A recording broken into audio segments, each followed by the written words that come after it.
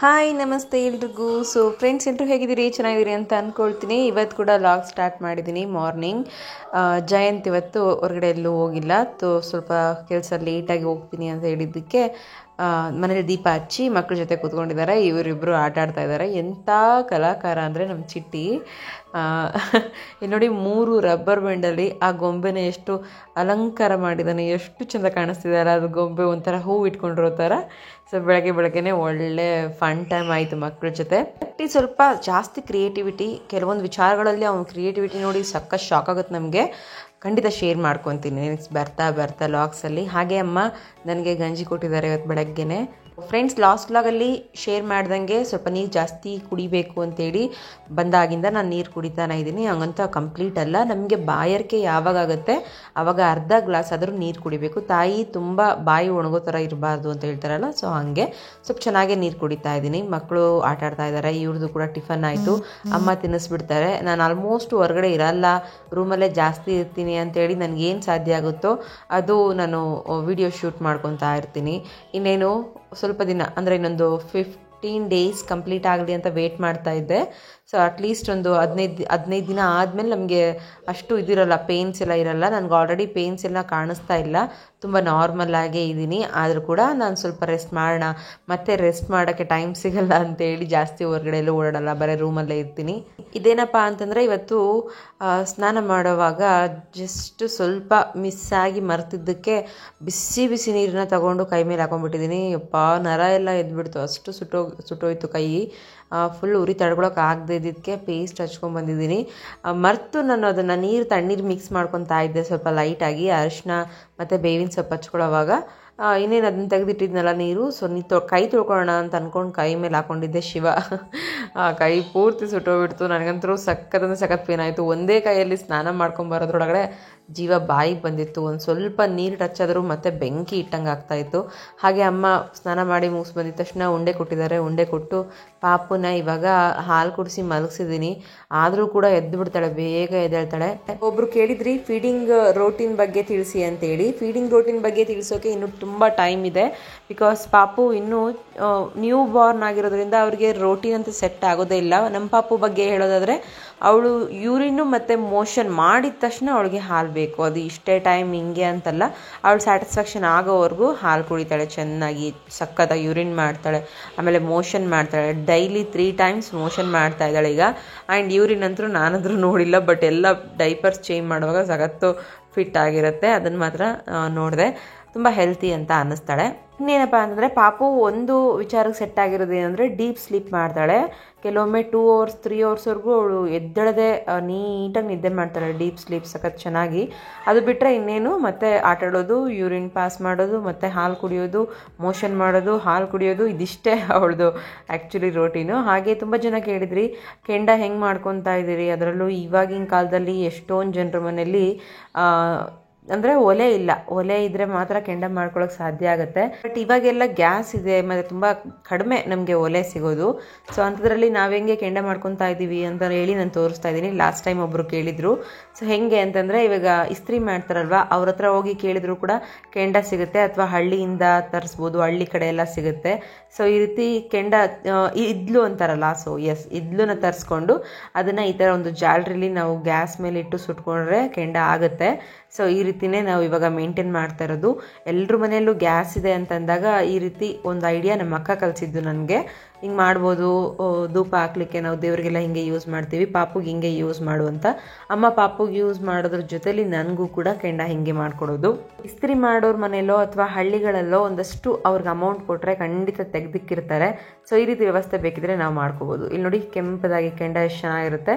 So ಈ ರೀತಿ ಮಾಡಿಕೊಂಡ್ರೆ ಬೆಟರ್. ಪಾಪುಗಾದರೂ ನಾವು ಮಾಡ್ಕೋಬೋದು, ನಮಗೂ ಕೂಡ ಮಾಡ್ಕೋಬೋದು.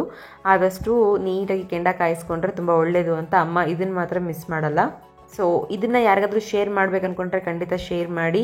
ತುಂಬ ಯೂಸ್ಫುಲ್. ಮೇ ಬಿ ತುಂಬ ಜನಕ್ಕೆ ಗೊತ್ತಿಲ್ಲ ಅನಿಸುತ್ತೆ ಹಿಂಗೆ ಮಾಡ್ಕೋಬಹುದು ಅಂತ, ಅಥವಾ ತುಂಬ ಜನ ಇವಾಗ ಆಲ್ರೆಡಿ ಸ್ವಲ್ಪ ಎಲ್ಲ ತಿಳ್ಕೊತಾ ಇರ್ತಾರಲ್ವ, ಸೊ ತಿಳ್ಕೊಂಡಿರ್ತಾರೆ, ಮೇ ಬಿ ಹಿಂಗೆ ಫಾಲೋ ಮಾಡ್ತಾ ಇರ್ತಾರೆ ಅಂತ ಅಂದ್ಕೊಂಡಿದ್ದೀನಿ. ಇದು ತುಂಬ ಸಿಂಪಲ್ ಈಸಿ ವೇ, ನಾವು ಬೇಗ ಮಾಡ್ಕೊಂಬಿಡ್ಬೋದು. ಇನ್ನೇನು ನಮ್ಮ ಹತ್ರ ಇದ್ಲಿರ್ಬೇಕಷ್ಟೇ, ಸೊ ಇದ್ಲಿದ್ದಿದ್ರೆ ಸಖತ್ತಾಗೆ ಮಾಡ್ಕೋಬೋದು. ಹಾಗೆ ಪಾಪುಗೆ ಸ್ನಾನ ಮಾಡಿಸಿ ಬಂದು ನಾನು ಎಲ್ಲ ನೀಟಾಗಿ ಅವಳಿಗೆ ಒರೆಸ್ತಾ ಕೂತ್ಕೊಂಡಿದ್ದೆ. ಅಮ್ಮ ಕೂಡ ಇವಾಗ ಅವಳನ್ನ ತೊಗೊಂಬಂದು ಸಾಂಬ್ರಾಣಿ ಹಾಕಿ ಎಲ್ಲ ನೀಟಾಗಿ ತಲೆ ಒಣಗಿಸ್ತಾ ಇದ್ದಾರೆ. ಉಳಿದಿರೋ ಕೆಂಡಕ್ಕೆ ಅದನ್ನು ಹಾಗೆ ಬಿಟ್ಟರೆ ಸುಮ್ಮನೆ ವೇಸ್ಟ್ ಆಗುತ್ತೆ ಅಂತೇಳಿ ಇನ್ನೊಂದು ಸ್ವಲ್ಪ ಕೆಂಡ ಮಾಡಿಕೊಡ್ತೀನಿ.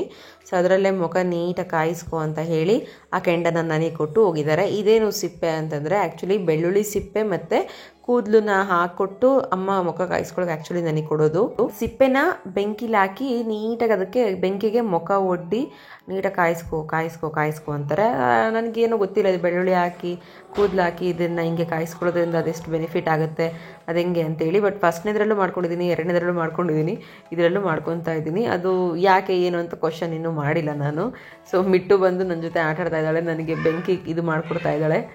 ಮಿಟ್ಟು ಎಲ್ಲ ವಿಚಾರದಲ್ಲೂ ಸೂಪರ್, ಆದರೆ ಒಂದು ವಿಚಾರದಲ್ಲಿ ಮಾತ್ರ ಅವಳನ್ನ ತಡೆಯೋದಕ್ಕಾಗಲ್ಲ. ಹಠ ಅನ್ನೋ ವಿಚಾರ ಮತ್ತು ಅಳು ಅನ್ನೋ ವಿಚಾರದಲ್ಲಿ ಅವಳನ್ನ ಕಂಟ್ರೋಲೇ ಮಾಡೋಕ್ಕಾಗ್ತಿಲ್ಲ.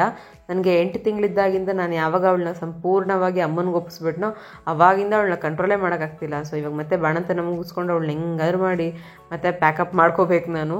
ಸೊ ಕಾವ್ಯ ಬಂದಿದ್ದಾಳೆ ಆ್ಯಕ್ಚುಲಿ, ಪಾಪ ಮಧ್ಯಾಹ್ನನೇ ಬಂದಳು, ನಾನು ವ್ಲಾಗ್ ಮಾಡಿಲ್ಲ, ಹಾಗಾಗಿ ಅವಳನ್ನ ತೋರಿಸಿಲ್ಲ.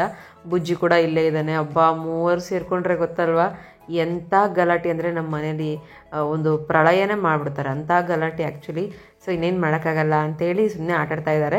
ಅವ್ರನ್ನೆಲ್ಲ ಅವ್ರದ್ದು ಆಟ ಎಲ್ಲ ತೋರಿಸೋಣ ಅಂತ ಅಂದ್ಕೊಂಡೆ. ಸೊ ಶೂಟೇ ಮಾಡಲಿಲ್ಲ, ಮಾಡ್ತೀನಿ ಖಂಡಿತ. ಯಾಕಂದರೆ ಅಂಥ ವಿಚಿತ್ರವಾಗಿ ಆಡ್ತಿರ್ತಾರೆ, ಮನೇನೇ ಒಂಥರ ಸೌಂಡ್ ಮಾಡೋ ಥರ. ಸೊ ಅಮ್ಮ ಇನ್ನೊಂದು ಸ್ವಲ್ಪ ಚೆನ್ನಾಗಿ ಕೆಂಡ ಮಾಡ್ಕೊಂಬಂದು ಕೊಟ್ಟೋಗಿದ್ದಾರೆ, ಬಾಗಿಲು ಹಾಕ್ಕೊಂಡು ಫುಲ್ ಗಲಾಟೆ ಮಾಡ್ತಿದ್ದಾರೆ ಅಂತೇಳಿ. ನಾನು ನೀಟಾಗಿ ಕಾಯಿಸ್ಕೊತಾ ಇದ್ದೀನಿ, ಮುಖ ನೀಟಾಗಿ ಕಾಯಿಸ್ಕೊತಾ ಇದ್ದೀನಿ. ಯಾಕಂದರೆ ಗಂಟಾಗುತ್ತೆ, ಕೆಲವೊಬ್ಬರಿಗೆ ಮಗು ಆದಮೇಲೆ ಫೇಸ್ ಸ್ವಲ್ಪ ದಪ್ಪ ಗಂಟು ಅನಿಸ್ತಾ ಇರುತ್ತಲ್ಲ. ಸೊ ಅದಕ್ಕೆ ರೀಸನ್ ಹಿಂಗೆ ಇದೇ ಇರಬೇಕು. ಮೇ ಬಿ ಶೀತದಂಶ ಇರುತ್ತಲ್ವ, ಚೆನ್ನಾಗಿ ಕಟ್ಕೊಂಡೇ ಇರೋವಂಥದ್ದು, ಚೆನ್ನಾಗಿ ಆರೈಕೆ ಮಾಡ್ಕೊಂಡೇ ಇರೋವಂಥದ್ದು ಮಾಡ್ಕೊಂಡ್ಬಿಟ್ರೆ ಹಂಗಾಗಿರುತ್ತೆ ಅಂತ ನಾ ಅಮ್ಮನ ಬಿಲೀವ್. ಸೊ ಅವ್ರ ಬಿಲೀವ್ ಯಾಕೆ ಸುಳ್ಳು ಮಾಡೋಣ ಅಂತೇಳಿ ನೀಟಾಗಿ ಕಾಯಿಸ್ಕೊಂಡು ನೋಡ್ತಾ ತುಂಬ ಜನ ನೀವೆಲ್ಲ ಏನೇನೋ ಶೇರ್ ಮಾಡ್ಕೊತಾ ಇದ್ದೀರಿ. ಸೊ ನಿಮಗೆ ಅನಿಸಿರುವಂಥ ಫೀಲಿಂಗ್ಸನ್ನು ತುಂಬ ಖುಷಿ ಆಗ್ತಾ ಇದೆ ನನಗೆ. ಹಾಗೆ ಇನ್ನೂ ಸ್ವಲ್ಪ ಜನ ಶೇರ್ ಮಾಡ್ಕೊಳ್ಳಿ ಅನ್ನೋದು ನನ್ನ ಒಪಿನಿಯನ್. ಸೊ ಲಾಗ್ಸ್ ನೋಡ್ತಾ ಹಾಗೆ ಲೈಕ್ ಮಾಡ್ತಾ ಆ್ಯಂಡ್ ಕಮೆಂಟ್ಸ್ ಮಾಡ್ತಾ ಇದ್ದೀರಲ್ಲ, ಎಲ್ಲರಿಗೂ ಕೂಡ ನನ್ನ ಕಡೆಯಿಂದ thank you so much. And ನಿನ್ನೆ ಲಾಸ್ಟ್ ವಿಡಿಯೋದಲ್ಲಿ ನಾನು ಹೆಸರು ಕೇಳಿದ್ದೆ ಪಾಪುಗೆ, ಬೆಸ್ಟ್ ಹೆಸರು ಅಂತೇಳಿ. ಸೊ ಅದಕ್ಕಂತೂ ಸಕ್ಕತ್ತಾಗಿ ಕಮೆಂಟ್ ಮಾಡಿದ್ದೀರಿ. ನನಗೆ ಗೊತ್ತಿಲ್ಲ ಈ ಥರ ಹೆಸರು ಇಡ್ಬೋದಾ, ಹಿಂಗೆ ಸರ್ಚ್ ಮಾಡ್ಬೋದಾ ಅಂತೇಳಿ. ನಾನು ಎಷ್ಟೊಂದು ಸರ್ಚ್ ಮಾಡಿದ್ದೀನಿ, ನನಗೆ ಸಿಗದೇ ಇರೋ ಹೆಸರೆಲ್ಲ ನೀವು ಕೊಟ್ಟಿದ್ದೀರಿ. ಸಖತ್ ಖುಷಿ ಆಯಿತು. ಸೊ ಹಾಗೆ ನಾನು ಸೆಲೆಕ್ಟ್ ಮಾಡಿರೋವಂಥದ್ದು ಮತ್ತು ನಮ್ಮ ಮನೇಲಿ ಸೆಲೆಕ್ಟ್ ಮಾಡಿರೋವಂಥದ್ದು ಹೆಸರು ಕೂಡ ನಿಮ್ಮ ಜೊತೆ ಶೇರ್ ಮಾಡ್ಕೊತೀನಿ. ಹಾಗೆ ಇವಾಗ ಪಾಪುಗೆ ಏನಂತ ಕರಿತಾ ಇದ್ದೀವಿ ಆ್ಯಂಡ್ ಏನಂತ ಸೆಲೆಕ್ಟ್ ಮಾಡಿದ್ದೀವಿ ಅನ್ನೋದು ಕೂಡ ಶೇರ್ ಮಾಡ್ಕೊತೀನಿ. ಆ್ಯಂಡ್ ಕನಸಿರುತ್ತಲ್ವ ಎಲ್ಲ ತಂದೆ ತಾಯಿಗಳಿಗೂ, ಹಿಂಗೆ ಹುಟ್ಟಿದ್ರೆ ನಮ್ಮ ಮಕ್ಕಳು ಹಿಂಗೆ ಹೆಸರು ಕರಿಬೇಕು ಅನ್ನೋದು. ಸೊ ಹಾಗೆ ನನಗೂ ಒಂದು ಸ್ವಲ್ಪ ಆಸೆ ಇತ್ತು. ಸೊ ನೀವು ಕಳಿಸಿರುವಂಥ ಹೆಸರಲ್ಲಿ ಒಂದು ಹೆಸರು ಸೆಲೆಕ್ಟ್ ಮಾಡಿದ್ದೀನಿ. ಹಾಗೆ ಇಷ್ಟು ದಿನ ಲಾಗಲ್ಲಿ ಪಾಪು ಅಂತ ಏನು ಕರಿತಾ ಇದ್ದೆ, ಇನ್ಮೇಲೆ ಅದಕ್ಕೊಂದು ಸಣ್ಣದಾಗಿ ಪುಟ್ಟದಾಗಿ ಪೆಟ್ ನೇಮ್ ಇಡ್ತಾ ಇದ್ದೀನಿ. ಬಿಕಾಸ್ ಇವಾಗ ಚಿಟ್ಟಿ ಮಿಟ್ಟು ಅಂತ ಕರಿದ್ದೀನಿ. ಅವರ ಒರಿಜಿನಲ್ ನೇಮ್ ಧ್ರುವ ಮತ್ತು ಧೃತಿ. ಹಾಗೆ ಇವಾಗ ಹುಟ್ಟಿರುವಂಥ ಪಾಪು ಹೆಸರು ದೃಷ್ಟಿ ಅಂತ ಇಡೋಣ ಅಂತೇಳಿ ಸೆಲೆಕ್ಟ್ ಆಗಿದೆ. ಸೊ ದೃಷ್ಟಿ ಅಂತ ಹೇಳಿ ಫಿಕ್ಸು, ಯಾಕಂದರೆ ಧ್ರುವ, ಧೃತಿ, ದೃಷ್ಟಿ ಅಂತ ಹೇಳಿ ಅದಕ್ಕೆ. ಆ್ಯಂಡ್ ಮತ್ತೆ ನಾವು ಏನಂತ ಕರಿಬೇಕು ಅಂತ ಅನ್ಕೊಂಡಿದ್ದೀವಿ ಅಂದರೆ ಮಿಂಚು ಅಂತ ಕರಿಬೇಕು ಅಂತ ಇದ್ದೀನಿ. ಸೊ ಇನ್ಮೇಲೆ ಪಾಪು ಅಂತ ಕರೆಯಲ್ಲ, ಮಿಂಚು ಅಂತಲೇ ಕರೆಯೋದು. ಆಲ್ರೆಡಿ ಸ್ವಲ್ಪ ಅಭ್ಯಾಸ ಮಾಡ್ಕೊತಾ ಇದ್ದೀವಿ, ಮಿಂಚು ಅಂತ ಕರೆದು. ಸೊ ಫ್ರೆಂಡ್ಸ್, ದಯವಿಟ್ಟು ಹೇಳಿ ಹೆಸರು ಹೆಂಗಿದೆ, ಮಿಂಚು ಅಂತ ಕರೆಯೋದು ಸೂಪರ್ ಆಗಿ ಅನ್ಸುತ್ತಲ್ಲ. ಎಲ್ಲೋ ಒಂದ್ಸರಿ ಐ ಥಿಂಕ್ ಇದರಲ್ಲಿ ಕಾಲೇಜ್ ಟೈಮಲ್ಲಿ ನಾನು ಈ ಹೆಸರನ್ನ ಇಷ್ಟಪಟ್ಟಿದ್ದೆ. ಸೊ ನನಗೆ ಹೆಣ್ಮಗು ಆದರೆ ಈ ಥರ ಕರಿಬೋದು ಅಂತೇಳಿ, ಅದರಲ್ಲೂ ಟ್ವಿನ್ಸ್ ಆದರೆ ಟ್ವಿನ್ಸ್ ಆಗಿಲ್ಲ, ಬಟ್ ಟ್ವಿನ್ಸ್ ಆಗಬೇಕು ಅನ್ನೋ ಆಸೆ ಕೂಡ ಇತ್ತು ನನಗೆ ಅವಾಗ. ಸೊ ಇವಾಗೆಲ್ಲ ನನ್ನ ಹಾಸ್ಟೆಲ್ ಮೇಟ್ಸ್ ಮತ್ತು ಕಾಲೇಜ್ ಮೇಟ್ಸ್ ಎಲ್ಲ ಅವಾಗ ಹೇಳ್ತಿದ್ದೆ, ನೀನು ಮಕ್ಕಳಂತ ತುಂಬ ಇಷ್ಟ ನನಗೆ, ಮಕ್ಕಳು ಅಷ್ಟು ಬೇಕು ಅಂತ. ಕೊನೆಗೂ ಒಂದಲ್ಲ ಎರಡಲ್ಲ 3 ಆಗೇ ಬಿಡ್ತು ಅಂತ ಹೇಳಿ. ಸೊ ಅನ್ಎಕ್ಸ್ಪೆಕ್ಟೆಡ್ ಆದರೂ ನನಗೆ 3 ಆಯಿತು, ಇಟ್ಸ್ ಓಕೆ. ಬಟ್ ಅದರಲ್ಲೂ ಚಿಟ್ಟಿ ಮಿಟ್ಟು ಅಂತ ಇಟ್ಬಿಟ್ಟೆ. ಅವಳಾದ್ಮೇಲೆ ಮತ್ತೆ ಆಗುತ್ತಂತ ಗೊತ್ತಿರಲಿಲ್ಲ. ಸೊ ಇನ್ನೇನು ಬಿಡತ್ತಾಗೆ ಅಂತ ಅಂದ್ಕೊಂಡಿದ್ದೆ. ಬಟ್ ಇವಳಿಗೆ ಅದು ಹೆಂಗೆ ನನಗೆ ನೆನಪಾಯ್ತಾ ಗೊತ್ತಿಲ್ಲ, ಎಲ್ಲೋ ಒಂದ್ಸರಿ ನಾನು ತುಂಬ ಇಷ್ಟಪಟ್ಟಿದ್ದೆ ಮಿಂಚು ಅನ್ನೋ ಹೆಸರು.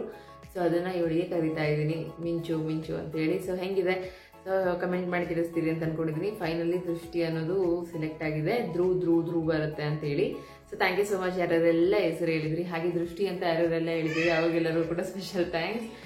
ಆ್ಯಂಡ್ ಎಸ್ ಇದಿಷ್ಟು ಹೇಳಕ್ಕೆ ಇಷ್ಟಪಡ್ತೀನಿ. ಹಾಗೆ ಇವಾಗ ಇನ್ನೇನಿಲ್ಲ ಕೆಲಸ, ಸ್ವಲ್ಪ ಶೂಟ್ ಮಾಡೋದು ಕಡಿಮೆ ಆಗ್ತಾ ಇದೆ ಅಂತ ಅನಿಸ್ತಾ ಇದೆ ನನಗೆ, ಪರ್ಸ್ನಲಿ ಅನಿಸ್ತಾ ಇದೆ. ಬಿಕಾಸ್ ನಾನು ಹೊರಗಡೆ ಹೋಗಿ ಶೂಟ್ ಮಾಡ್ತಿರಲ್ಲ, ಹಾಗಾಗಿ ಏನ್ ಸಾಧ್ಯ ಆಗುತ್ತೋ ಅದನ್ನ ಶೂಟ್ ಮಾಡ್ತಾ ಇದ್ದೀನಿ. ಐ ಹೋಪ್ ಇನ್ನೊಂದು 2 or 3 days ಆದ್ಮೇಲೆ ಮತ್ತೆ morning to night routine complete ಆಗಿ ನಿಮ್ ಜೊತೆ ಶೇರ್ ಮಾಡ್ಕೊಂತ ಹೋಗ್ತೀನಿ. ಸೊ ಇದಿಷ್ಟು ಹೇಳಕ್ ಇಷ್ಟಪಡ್ತೀನಿ. ಹಾಗೆ ಇವಾಗ ಊಟಕ್ಕೆ ಅಮ್ಮ ಹೆಸರುಕಾಳು ಸಾರು ಮತ್ತೆ ಅನ್ನ ಮಾಡಿದ್ದಾರೆ. ಸೊ ತುಂಬಾ ಜನ ನನಗೆ ಮುದ್ದೆ ತಿನ್ಬೇಡಿ ಇವಾಗಲೇ ಅಂತ ಹೇಳಿದ್ರಿ, ಅವ್ರಿಗೆಲ್ಲರೂ ಕೂಡ ಥ್ಯಾಂಕ್ಸ್. ಸೊ ನೀವು ಹೇಳ್ದಂಗೆ ನಾನು ಕೇಳ್ತಾ ಇದ್ದೀನಿ, ನನಗೂ ಯಾಕೋ ಸರಿ ಅನ್ನಿಸ್ತು, ಹೌದಲ್ವಾ, 1 month ವರೆಗೂ ಬೇಡ ಅಂತೇಳಿ ಇವಾಗ ಮುದ್ದೆ ಕೂಡ ಅವಾಯ್ಡ್ ಮಾಡ್ತಾ ಇದ್ದೀನಿ, ಕಾಫಿ ಟೀ ಎಲ್ಲ ಅವಾಯ್ಡು. ಬಿಕಾಸ್ ಗೊತ್ತಿಲ್ಲ ನನಗೆ ಅವಳ ಹೊಟ್ಟೆಲಿ ಏನಾಗ್ತಾ ಇದೆ ಆ್ಯಂಡ್ ಹೆಲ್ತಲ್ಲಿ ಹಿಂಗಾಗ್ತಾ ಇದೆ. ಆ್ಯಂಡ್ ಬಾರ್ನ್ ಬೇಬೀಸ್ಗೆ ಡೇ ಬೈ ಡೇ ತುಂಬ ಚೇಂಜಸ್ ಆಗ್ತಾ ಇರುತ್ತೆ. ಅದಕ್ಕೆ ನಾವು ಹೆಂಗೆ ರೆಸ್ಪಾನ್ಸ್ ಮಾಡಬೇಕು ಹಂಗೆ ಮಾಡಬೇಕು ಅಂತೇಳಿ. ಸೊ ನೀರು ಕೂಡ ಬಿಸಿ ನೀರು ಇಷ್ಟು ದೊಡ್ಡದು ಇಟ್ಕೊಂಡಿದ್ದೀನಿ, ನೀರು ಕುಡಿಬೇಕು ಅಂತ ಹೇಳಿ ಇದಿಷ್ಟು ಚೇಂಜಸ್ ಮಾಡ್ಕೊತಾನೆ ಹೋಗ್ತಾ ಇರೋದು. ಆಫ್ಟರ್ 1 month ನಾನು ಮುದ್ದೆ ತೊಗೊತೀನಿ, ಅಲ್ಲಿವರೆಗೂ ತೊಗೊಳೋದು ಬೇಡ ಅಂತೇಳಿ. ಸೊ ಇನ್ನೇನು 1.5 ತಿಂಗಳ ಮೇಲೆ ನಾನೇ ಅಡುಗೆ ಮಾಡ್ಕೊಳ್ಳೋವಾಗ ನನಗೆ ಈಸಿ ಆಗುತ್ತೆ. ಸೊ ಫ್ರೆಂಡ್ಸ್, ಇದಿಷ್ಟು ಬಾಣಂತನದ ಲಾಗ್ ಹಾಗೆ ಹಿಂಗೆ ಕಂಟಿನ್ಯೂ ಆಗ್ತಾ ಇರುತ್ತೆ. So keep watching, keep supporting. ಇವಾಗ ಎಲ್ಲರೂ ಹೆಂಗೆ ಸಪೋರ್ಟ್ ಮಾಡ್ತಾ ಇದ್ದೀರಿ, seriously I am thankful to each and every one. And ಏನಾದರೂ ಕಮೆಂಟ್ ಮಾಡೋವಾಗಿದ್ರೆ ಖಂಡಿತ ಕಮೆಂಟ್ ಮೂಲಕ ಶೇರ್ ಮಾಡ್ಕೊಳ್ಳಿ. ಆ್ಯಂಡ್ ಲೈಕ್ ಮಾಡೋದಿದ್ರೆ ಲೈಕ್ ಮಾಡಿ ಇಷ್ಟಪಟ್ಟು. ಆ್ಯಂಡ್ ಇನ್ನು ಯಾರೆಲ್ಲ ನಮ್ಮ ಚಾನಲ್ನ ಸಬ್ಸ್ಕ್ರೈಬ್ ಮಾಡ್ಕೊಂಡಿಲ್ಲ, ಸೊ ಪ್ಲೀಸ್ ಈಗ ಸಬ್ಸ್ಕ್ರೈಬ್ ಮಾಡ್ಕೊಳ್ಳಿ. ಸೊ ಮಾಡ್ಕೊತೀರಿ ಅಂತ ಅನ್ಕೊಂಡಿದ್ದೀನಿ. ನೆಕ್ಸ್ಟ್ ವ್ಲಾಗಲ್ಲಿ ಸಿಗ್ತೀನಿ. ಅಲ್ಲಿವರೆಗೂ take care, bye bye, have A nice day.